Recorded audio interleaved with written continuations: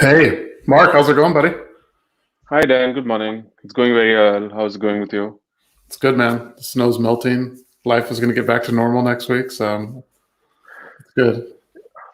It's weird. I mean, we had unseasonal rains in India. Like we had like thunderstorms, and it's very uncommon for February. And I was on call with Andres and Aldrin before this, and it seems like they had crazy rains yesterday too. So Yeah, weather there's some, change. yeah, there's some weather going through for sure. I mean, I'm in Texas, as probably most people know, and it's just been wild. Like, I love the snow. I like it a lot, but Texas is not equipped to deal with the snow and the freezing and the power things and everything. So I'm sure you guys can read about that somewhere else. You didn't come here to talk about that, but no. But I'm glad things are getting back to normal. I know a lot of my colleagues have been without power or water or internet, which is interesting. Now that's we'll talk a little bit more about that in some of these slides. But no, that's good. Welcome everybody. I think this is actually the 20th show, Mark. I think It is, we'll yes. have to do something big for like the 25th show. I think maybe that'll be the goal. Something like Yeah, that. we'll do like a big giveaway. Oh, what are you offering? We'll think about it. We've got 5 more weeks. That's Maybe true. something really big. Yeah, that's true.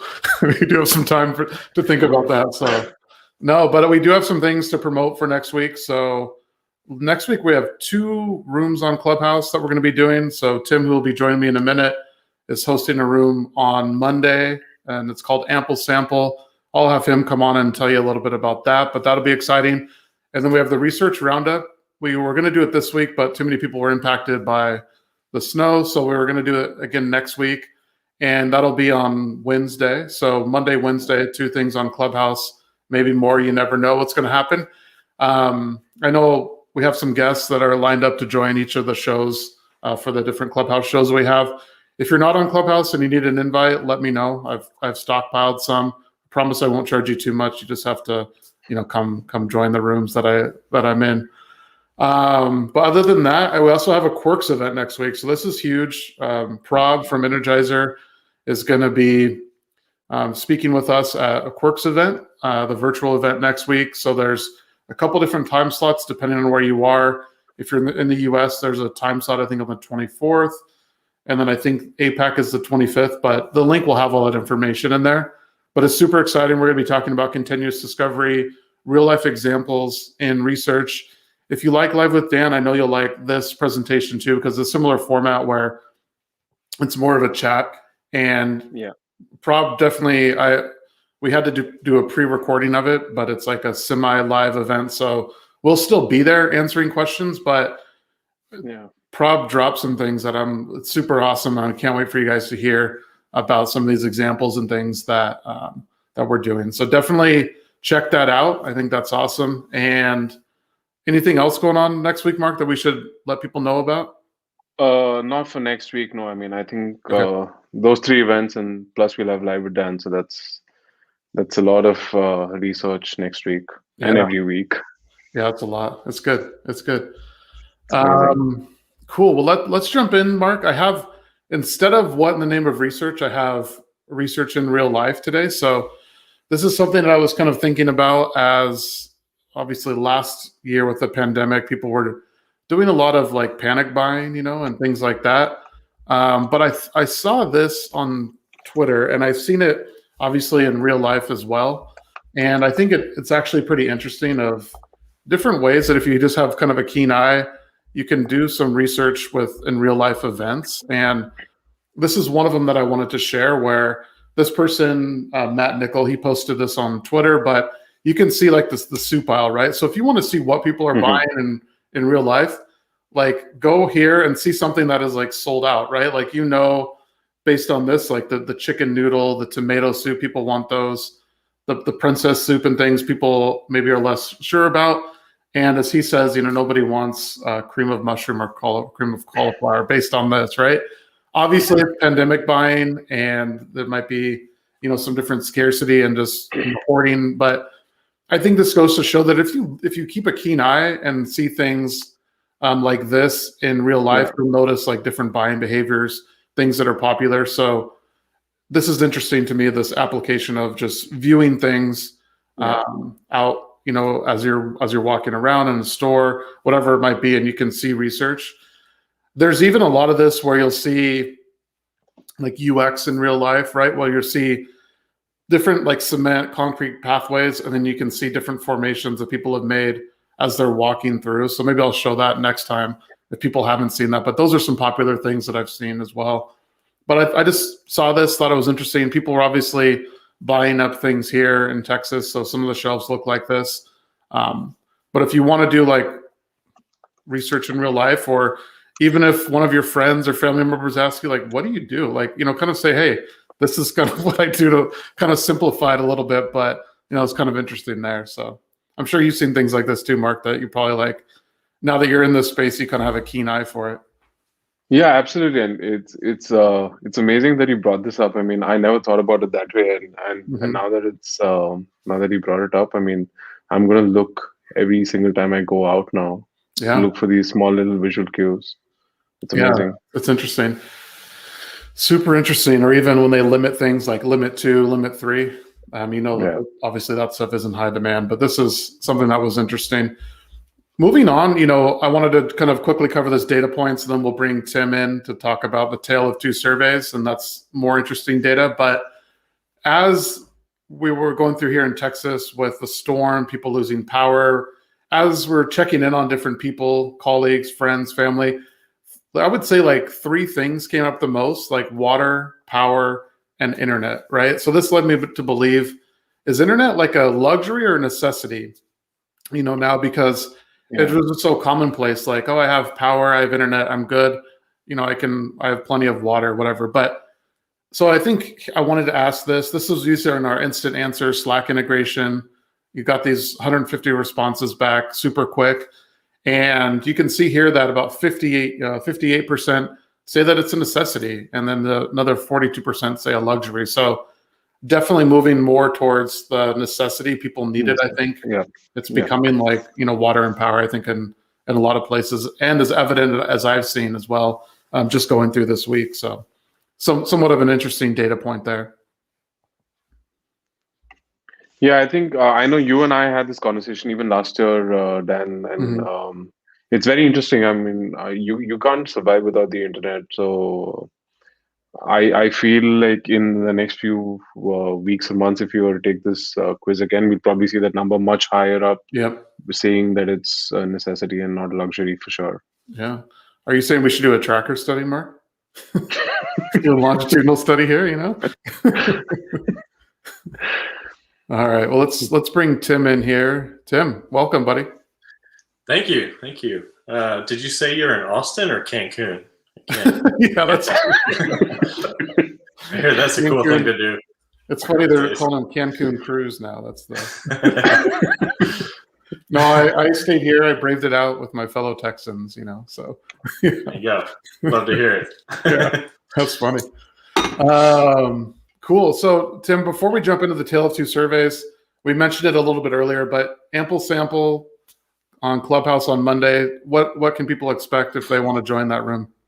Sure, absolutely. The room is going to be a really informal discussion. I'm going to talk about some of the crazier research we saw over the last week, especially over the weekend. We are going to be fielding live within our Slack integration, like that data point you said before, questions from the audience, and we should have those answers back within about 3 minutes. And if you ask a question, I'll follow up with you with an email with a dashboard so you can dig into the analytics and see from a response level who said what. It's going to be pretty interesting. I've got a couple of fun things coming up.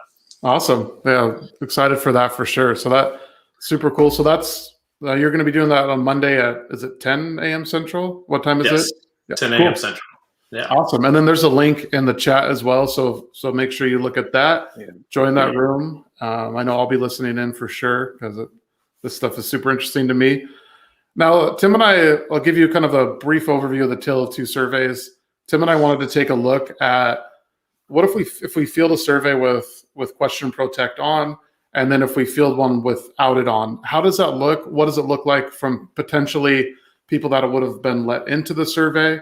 And then also, what does it look like from a data perspective? So, yeah, as you'll see, we asked some questions around 3D printing of houses and different things, different aspects of what do people look for when they buy a house, all the way to electric cars. So we have some interesting points around that to showcase some of the differences between these two. But Tim, why don't you give sort of a brief overview of what QuestionProtect is, and then kind of jump in and tell people what they're looking at here and how many people made it in that shouldn't have made it in, and so forth. Sure, absolutely. So what QuestionProtect is it's a multi-method approach to data quality. We have technological aspects as well as psychology routed behavioral aspects. Of course, we're using technology, which is what you're going to see on the bottom right block. That's going to be 80 different variables that are found within your browsing behavior on the internet. We wanted to run this in what we call monitor mode, which is we're scraping all the data. We're still asking all the same questions on the front end, following the respondent through the survey, but we're not kicking anyone out for any reason, really. And we wanted to see, from a sample source perspective, how clean is that sample source? So if I was a market researcher, I would say, hey, I would love to see how clean the sample source is. Can you please just run 1,000 respondents with it on and with it off, so I can make better decisions in the future? Should you use QuestionProtect or not? I definitely think that's a good use of your time. Awesome. So what are people looking at here? So how many people passed? How many were the fail, the yay sayers, and so forth? Sure. So kind of go into that a little bit. So the two columns, the blue is going to be in monitor mode. How we didn't kick anyone out off of these. We just took their information. The far left column is going to be the past. So the people that were attentive, answered truthfully, and passed every single security check that we had. The next one is going to be the behavioral fail. The red are going to be with QuestionProtect on, I should say. But the behavioral fail is yaysayers, people who said yes to every single question. We had to kick them out. Behavioral fail is an attention checker fail. So these come back on a status code link. So you can see that the person was in the survey, but they're just kind of clicking around. They aren't answering the same based on the topic matter. Your opinion on something shouldn't change within a survey. And the far right column is the technology block of the people that were routed out because they were non-English speakers and not from the sanctioned IP addresses. Yeah, I like what you said. Like, their opinions can't change over the course of a survey. Over time, I think is fine, right? But if your opinion's changing over the course of a survey, something's wrong there. Yeah, it's a good point, Dan. And it's not even topic based. Like, a lot of these questions are based on yourself. So I haven't changed age by 3 years in the last five minutes or so. So I wouldn't expect the respondents. Like sometimes it feels like it though, Tim, right? Like I age like 5 years in one day sometimes, I know. No, but I know what you're saying. Yeah. But then what's interesting here, I think, is look at the people that would have been let in had QuestionProtect not been turned on. I mean, I think you can see 80, 32, so over 100 people there, easy, that were let into the survey just because the monitor mode was on. So super interesting stuff here.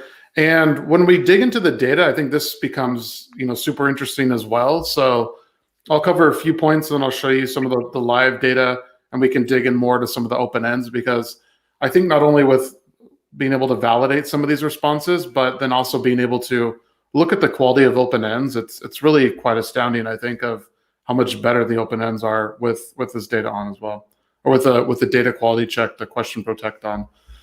So I wanted to just kind of look into this data quickly and just see, one of the questions we asked was a rating scale of essentially what do you look for in buying a house. It had things like purchase price, location, number of bathrooms, number of bedrooms, a few lot size, a few other things. So I went to, I Googled what are things people look for when they buy a house, and this is on Bankrate. So the first two things they mentioned were the cost and the location, right? So pretty interesting points here. Then I went back and looked at that rating question, one with QuestionProtect on and one without it on, right? So This might be a little bit small for some people, but what's interesting is with QuestionProtect on, you can see the quality of the data here just based on that one sort of data validated point is location and purchase price were the top two ranked, right? Like those were the things that people ranked number 1 or 2. Without it on, look, location, number of bedrooms, number of bathrooms, purchase price was way down an average of about 5, maybe 6. So it's pretty amazing. Like if you just want to use that as, obviously it's one data point, we can look at many, but with it on, you could see the difference between the location and the price. So, and those two were easily validated. There's a number of other occurrences like this as well. We also asked like just importance. So we wanted to see within the survey, how does a ranking question match sort of what people think are important? And I think I don't need to go into the details here. You probably know what happened with, QuestionProtect was much more reliable in that regard than without it on. Another interesting thing here is we have 100% more words. So double the amount of words in open ends. If you just want to look at that, are you tired of one word answers? Are you tired of gibberish?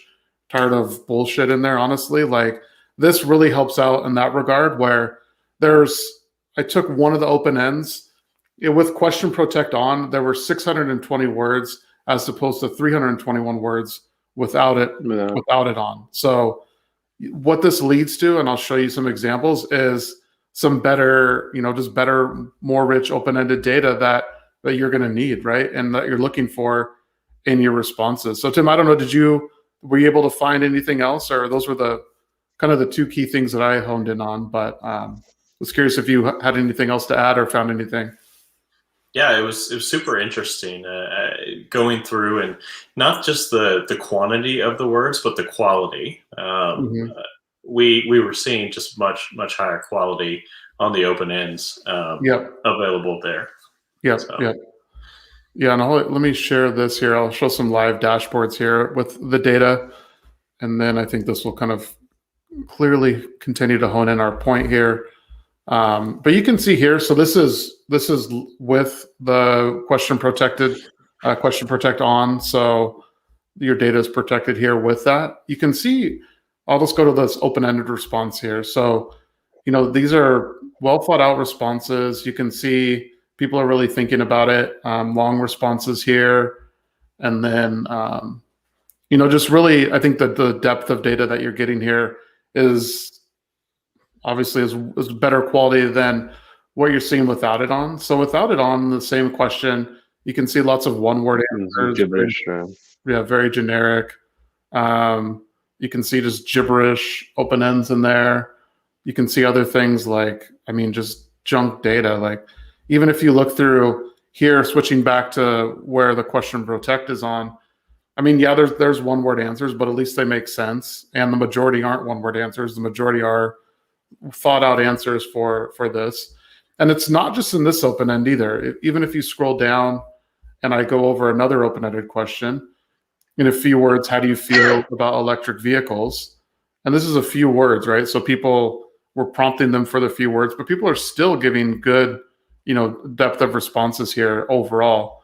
Whereas if I switch back to without the data on, there are, in this question here, you can see, I don't know what some of these things even mean. They're kind of gibberish. So just by screening out people before they get into the survey and using some of these different data quality measures that, Tim's team has come up with, you can see like the data speaks for itself here in that regard. So these are things that I, thought were pretty interesting just in the open-ended responses.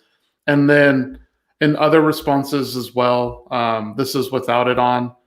You can see things even like home ownership are in the quality sample. It leads more to just what mirrors the population, closer to 60 to 65%. So just interesting points like that, and that's without any quotas. That's just natural fallout here.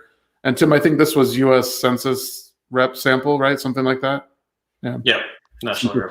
Yeah, national rep. So interesting points here, but I think it kind of goes into the data is just so much better with this QuestionProtect on. And as Tim and I are going to continue to beat the drum for data quality, it's super important Tim had a hot take, I think, last time he was on, that if you're not using, Tim, what was it? I don't want to steal your words, but it was something like, if you're not using this technology in this day and age, you're doing something wrong, right? Or something like that. Yeah, it's downright irresponsible. Downright irresponsible. That's right. I like it. Nice. No, so I think that's what we wanted to cover today. Guys, anything else that you wanted to go over? I don't have any bad dad jokes for you. I think I come up with one. So, if you want usually when I'm all heated about data quality, I can just talk about it for forever. But I really just wanted the results to talk on this one, and I think you did a good job of touching on the open ends. There were several more open ends in that survey that mirror the same data. So really, really impressed. And data quality is something that you continuously have to keep in check. So, you got to keep on and make sure you're partnering with someone that is really taking this into consideration and evolving as cheaters and fraudulent people are entering surveys. Absolutely. I also wanted to find out where that picture was taken so that I could go grab my cream of mushroom soup. I'll send you some, okay? Got it. Thanks. Appreciate it. Cream of mushroom gets a bad rap. It's actually not all bad, I think, if I'm being honest. But it's a great cooking ingredient. Exactly. I agree. Awesome. Well, hey, thanks, guys, for joining me today. With that, we'll end the show. The 20th episode is in the books. Next week will be more fun on Live with Dan. So appreciate you all joining. Stay safe and have a good weekend. See you guys. See ya.